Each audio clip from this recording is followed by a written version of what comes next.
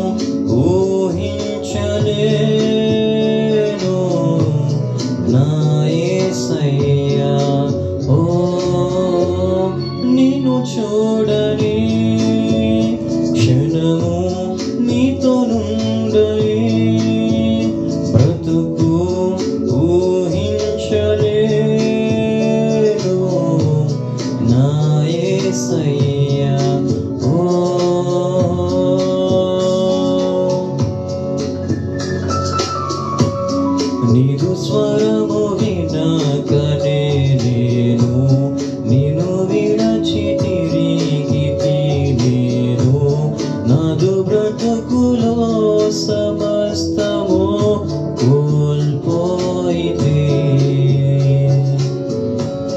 నీదు స్వరము వినకనే నేను నిన్ను విడచి తిరిగితి నేను నాదు బ్రతుకులో సమస్తము కోల్పోయితే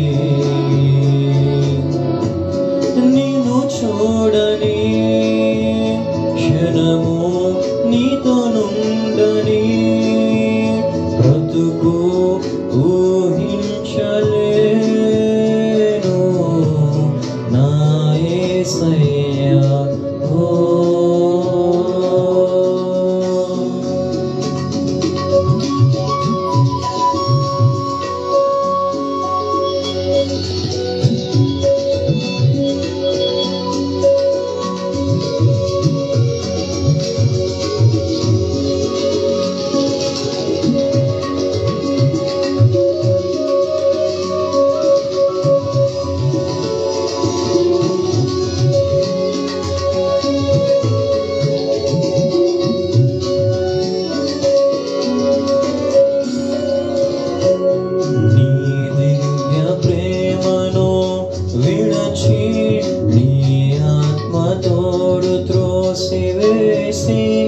అంధకార త్రోవలో నడచి నీ గాయమే రేపితిని నీ దివ్య ప్రేమను విడచి నీ ఆత్మతోడు త్రోసివేసి అంధకార త్రోవలో నడచి నీ గాయమే రేపితిని అయినాదే ప్రేమ నన్ను చేర్చుకున్నా ప్రేమ నన్ను వీడని కరుణ మరువలేనయ్యా యేసయ్యా నీతో నుండని బ్రతుకు నిన్ను చూడని క్షణము ఊహించలేను నా యేసయ్యా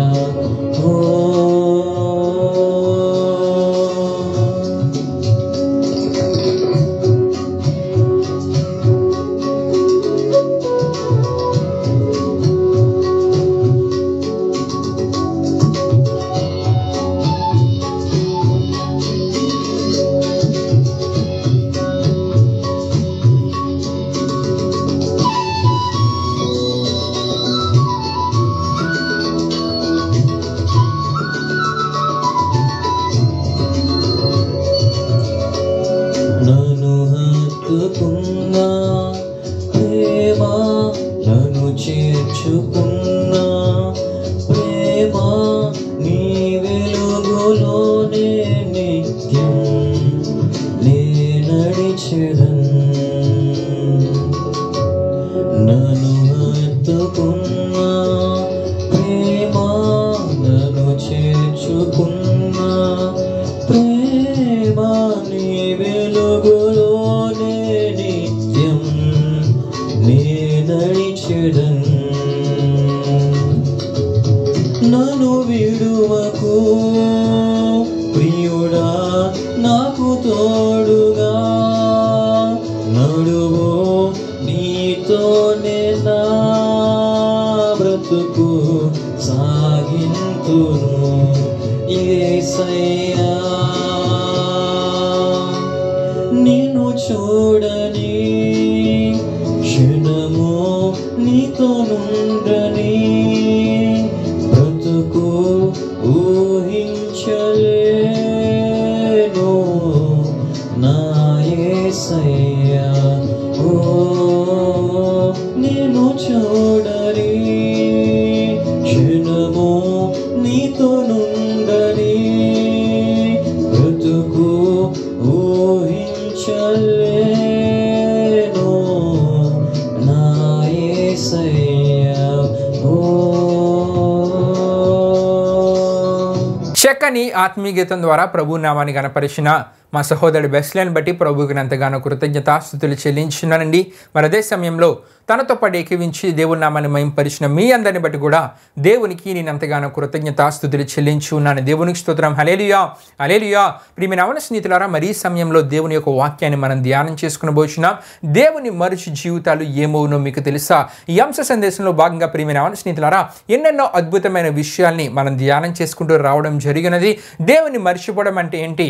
మనము సాధారణంగా కొన్ని విషయాల్ని మర్చిపోవడం అని అనుకుంటూ ఉంటాం, కానీ దేవుని వాక్యం ఏమని సెలవిస్తుంది?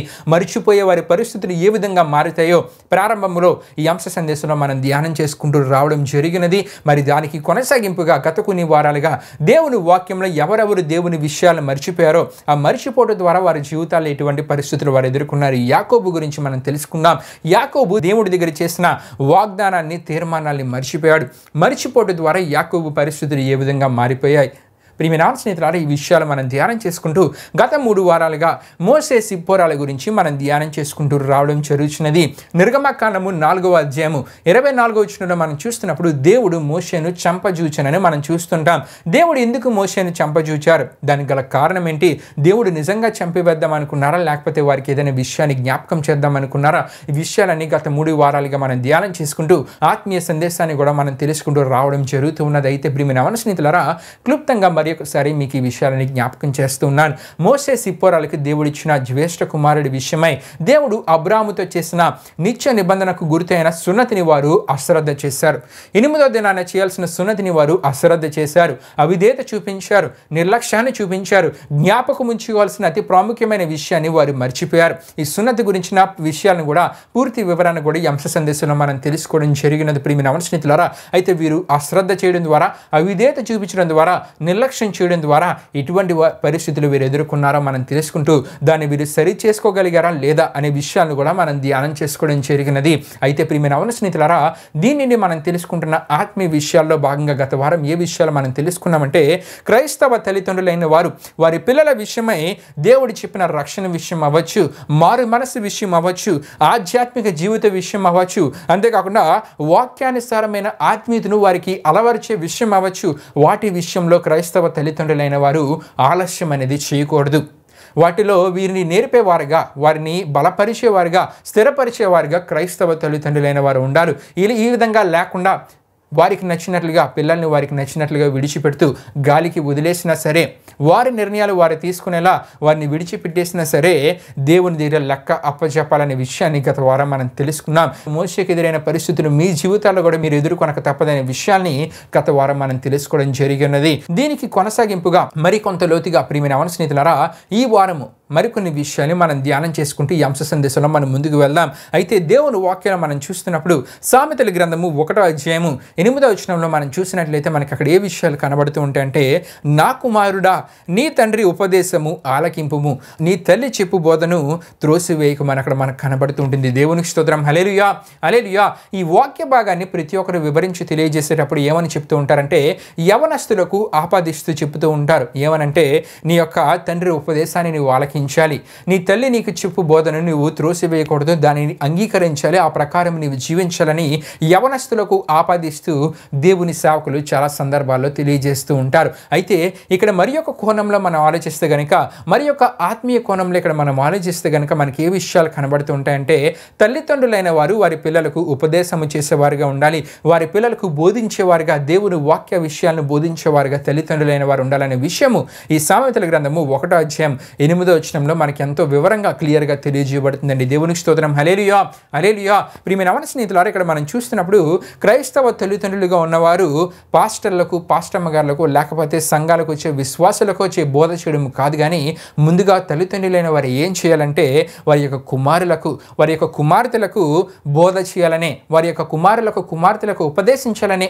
ఆత్మీయ కోణము ఈ సామెతల గ్రంథము 1వ అధ్యాయం 8వ వచనంలో మనం చూస్తున్నాం. ఇందుకు ఈ విషయాన్ని ఇక్కడ తెలియజేస్తూ ఉన్నానంటే, చాలామంది క్రైస్తవ తల్లిదండ్రులైన వారు ఏం చేస్తూ ఉంటారంటే, వారి పిల్లలకు బోధ చేయవలసింది పోయి వారి పిల్లలకు ఉపదేశించి వారి వారిని సరైన విధానంలో పెంచవలసింది పోయి వారు ఏం చేస్తూ ఉంటారంటే ఇతరుల పిల్లలకు నేర్పిస్తూ ఉంటారు.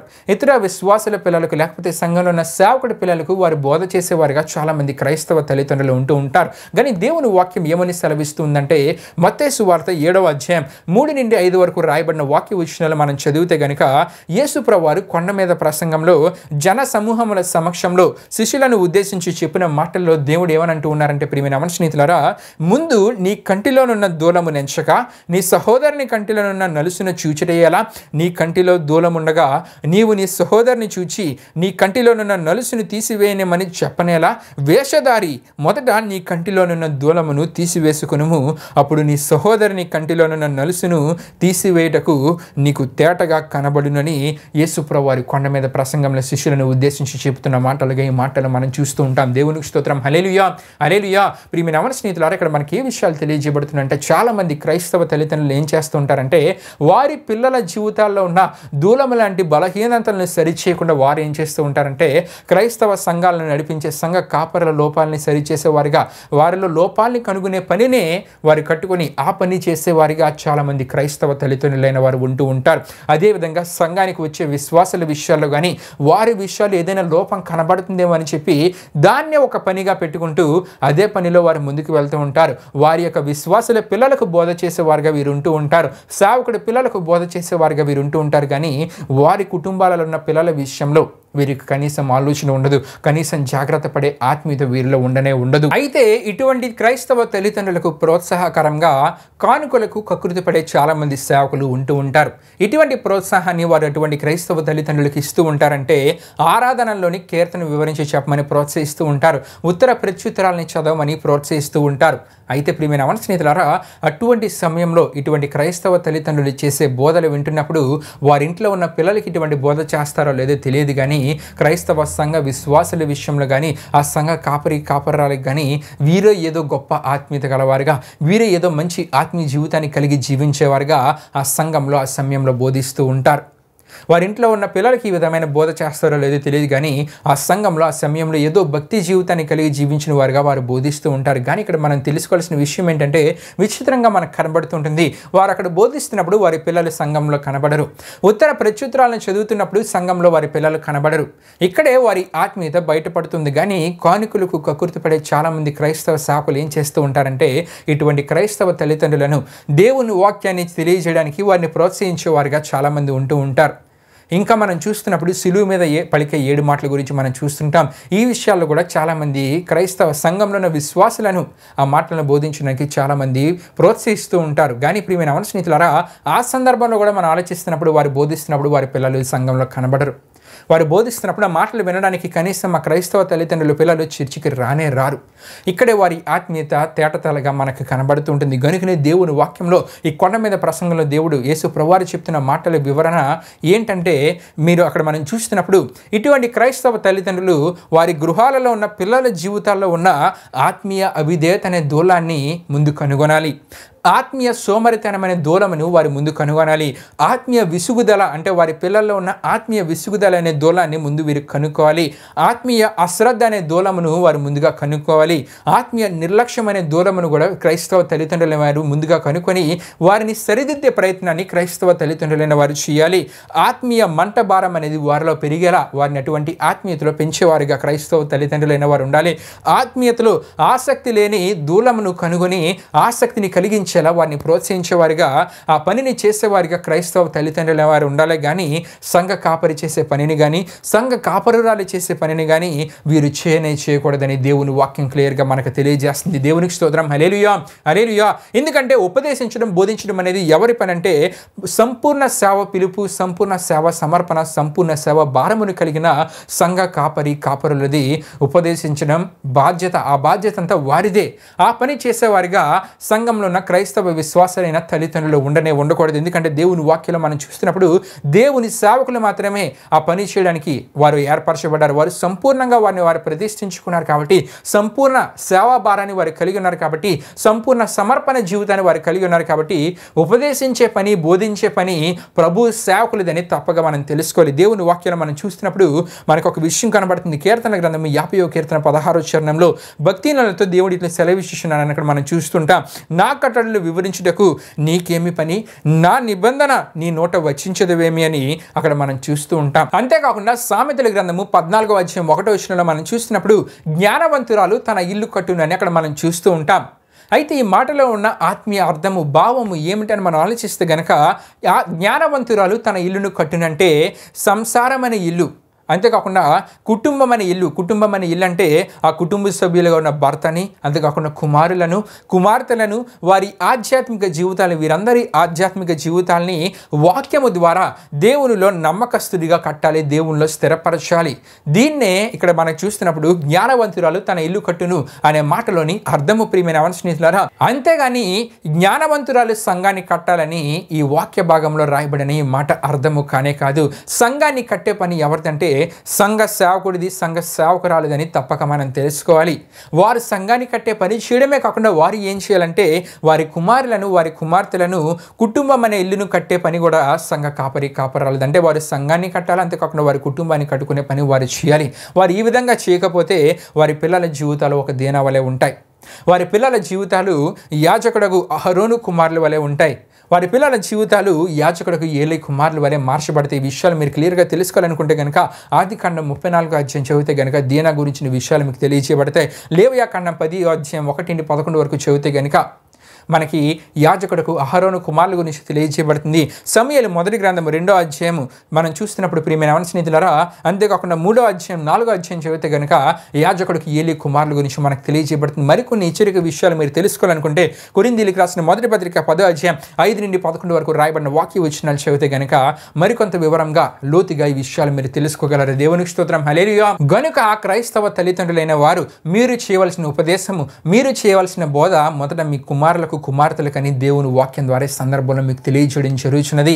అంతేగాని క్రైస్తవ సంఘానికి వచ్చే విశ్వాసులకు కానీ, విశ్వాసుల పిల్లలకు కానీ బోధ చేసేవారిగా మీరు ఉండకూడదు. క్రైస్తవ సంఘాలను నడిపించే సంఘ కాపరులకు కానీ, వారి యొక్క కుమార్తెలకు కానీ బోధ చేసేవారిగా మీరు ఉండకూడదు. ఎందుకంటే వారికి ఉపదేశించే పనిని, వారికి బోధించే పనిని దేవుడు తన ఆత్మ ద్వారా దేవునికి ఎలా చేయాలో ఆయనకు తెలుసు. దేవునికి స్తోత్రం, హల్లెలూయా, హల్లెలూయా. గనుకనే పునరుద్ధారుడైన క్రీస్తు పేతురుతో యోహాను విషయమే ఏ విధంగా అంటూ ఉన్నారంటే, యోహాను సువార్త 21వ అధ్యాయం 21, 22, 23 వచనాలు మనం చదువుతున్నప్పుడు పేతురు అతనిని చూచి, ప్రభువా, ఎవరిని చూసి అంటే యోహాన్ని చూచి, ప్రభువా, ఇతని సంగతి ఏమగునని యేసును అడిగాను. అప్పుడు యేసు, నేను వచ్చి వరకు అతడు ఉండుట నాకు ఇష్టమైతే అది నీకేమి, నీవు నన్ను వెంబడించుమనని అక్కడ మనం చూస్తుంటాం. దేవునికి స్తోత్రం, హల్లెలూయా, హల్లెలూయా. ఎవరికి ఏ సమయంలో ఏ విధంగా ఉపదేశించాలి, ఎవరికి ఏ బోధన తెలియజేయాలో దేవుడు తన ఆత్మ ద్వారా నడిపిస్తూ ముందుకు తీసుకెళ్తూ ఉంటారు. సేవకుడి ద్వారా విషయాన్ని తెలియజేస్తూ ఉంటారు. సంఘానికి వెళ్తున్న క్రైస్తవ తల్లిదండ్రులైన వారు ఏం చేయాలంటే వారి పిల్లలను మంచి ఆత్మీయతలో పెంచేవారిగా, మంచి ఆత్మీయతలో స్థిరపరిచేవారిగా క్రైస్తవ తల్లిదండ్రులైన వారు ఉండాలి. కానీ వారి పిల్లల విషయమై వారు మర్చిపోయి సంఘానికి వచ్చే విశ్వాసుల గురించి, విశ్వాసుల పిల్లల గురించి, సంఘ కాపరురాల గురించి, వారి కుమార్తెల గురించి ఆలోచించే పనిని పెట్టుకోకూడదు. అంతేకాకుండా ప్రియమైన స్నేహితులారు, ఇంకెక్కడ మనం చూస్తున్నప్పుడు క్రైస్తవ తల్లిదండ్రులుగా ఉన్నవారు వారు ఎలా ఉండాలంటే సామెతల గ్రంథం 31వ అధ్యాయం 27 మనం చూస్తూ ఉంటాం. దైవ ఆత్మీయ గుణములు గలవారిగా వారు ఉండాలి. దైవ ఆత్మీయ గుణ లక్షణాలని తల్లిదండ్రులైన వారు కలిగి ఉండాలి. నిజమే, ఈ దినాల్లో చాలామంది తల్లిదండ్రులు మనం చూస్తుంటాం, వారు ఆత్మీయతలో బలహీనులుగా ఉంటూ వారి పిల్లల్ని కూడా దేవునిలో పెంచరు సరికదా, వారిని కూడా విడిచిపెడుతూ వారికి నచ్చినట్లుగా జీవించమని చెప్తూ ఉంటారు. కానీ దేవుని వాక్యం ఏం చెప్తుందంటే దైవ ఆత్మీయ గుణములు గలవారిగా క్రైస్తవ తల్లిదండ్రులైన వారు ఉంటూ తన ఇంటి వారి నడతలను బాగుగా కనిపెట్టే యజమానురాలుగా తల్లి ఉండాలి. ఆ విధంగా ఉండడమే కాకుండా వారి నడతలు మంచివిగాను, దేవునికి ఇష్టమైనవిగాను, వాక్యానుసారమైనవిగాను ఉండినట్లు చూడడమే కాకుండా వారిని ఆ విధంగా ఆత్మీయతలో పెంచేవారిగా తల్లి ఉండాలని దేవుని వాక్యం మనకు తెలియజేస్తుంది. అదే సమయంలో ఇంటి యజమానురాలిగా ఒక తల్లిగా కూడా ఆమె ఎలా ఉండాలంటే ఒక మాదిరికరమైన జీవితాన్ని ఆమె కలిగి జీవించాలి. ఆదర్శప్రాయంగా కుటుంబంలో ఉన్న ప్రతి ఒక్కరికి ఆమె ఉండాలి. మంచి భక్తి జీవితాన్ని, మంచి ప్రవర్తనను కలిగి వాక్య ప్రకారమైన జీవితాన్ని ఆమె కలిగి జీవించినప్పుడు ఆమె ఆ జీవితాన్ని బట్టి, ఆమె కలిగి ఉన్న ఆత్మీయ జీవితాన్ని బట్టి ఆ కుటుంబంలో ఉన్నవారు కూడా ఎలా ఉంటారండి, మంచి ఆత్మీయ జీవితాన్ని కలిగి జీవించగలరు. ఆ కుటుంబంలో ఉన్న పిల్లలు కూడా మంచి ఆత్మీయ జీవితాన్ని కలిగి ఎదగగలరు, మంచి ఆత్మీయతకు వారి జీవితాల్లో చోటేయగలరు. ఈ విషయాలు ఇంకా మీరు వివరంగా తెలుసుకోవాలనుకుంటే కనుక పేతురు రాసిన మొదటి పత్రిక 3వ అధ్యాయం 1-6 వరకు చదివితే కనుక ఇంకా మీకు విషయాలు బాగా అర్థమవుతాయి. ప్రియమైన స్నేహితులారా, ఈ వారం ఎంతటితో ఈ వాక్య భాగాన్ని నేను ముగిస్తూ ఉన్నాను.